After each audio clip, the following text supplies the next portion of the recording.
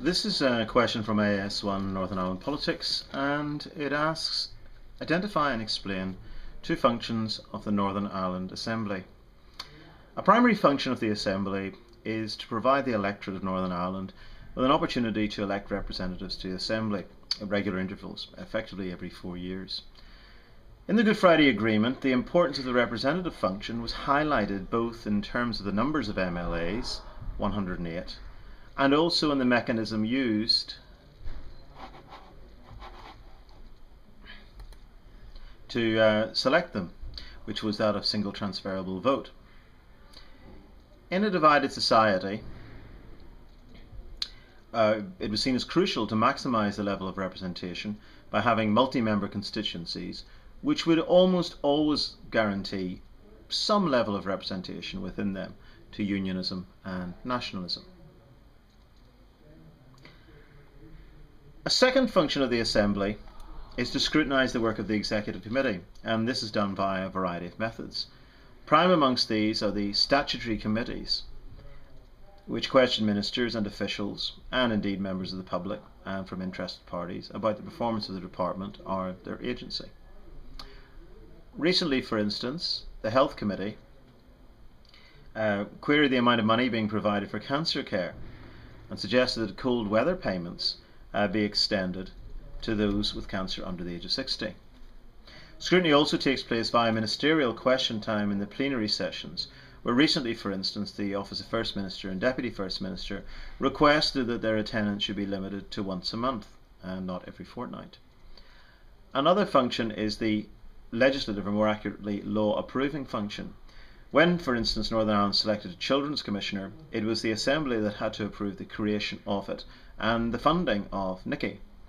The notion is that the Executive is answerable to the Assembly for lawmaking. If, for instance, the transfer test is eventually to be replaced, it will require legislation subject to the approval of the Assembly. And a second question. Identify and explain the two functions of the Executive Committee. A major function of the Executive Committee is to divide up via 11 departments those responsibilities that were transferred in Strand 1 of the Good Friday Agreement. It includes such areas as culture, leisure and arts, social development, education, agriculture, health, etc. A function is for each department to run their area and raise and spend a budget accordingly. A modern aspect of the Executive Committee is to offer value for money and accountability to the Assembly and its committees. In the last Assembly, for instance, Catriona Ruane announced the removal of 460 jobs with the merging of various education boards into the single Education Skills Authority. Another function of the Executive Committee is to collectively agree a programme for government, a series of agreed policies that they can go forward with. They also can establish inquiries, such as the one recently set up to investigate abuse of children who were kept in care going back to 1945.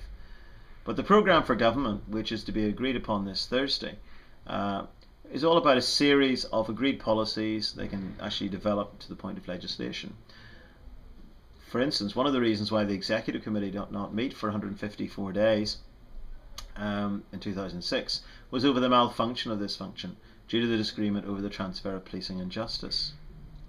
The Executive Committee also has to approve policies put forward by individual ministers, such as any proposals put forward by, for instance, be it Catriona Ruane to replace the transfer test, and now John O'Dowd, a function that was specifically implemented by St Andrews to block so-called solo runs. It also had to approve, for instance, Michael McGimpsey's plans a few years ago to remove prescription charges.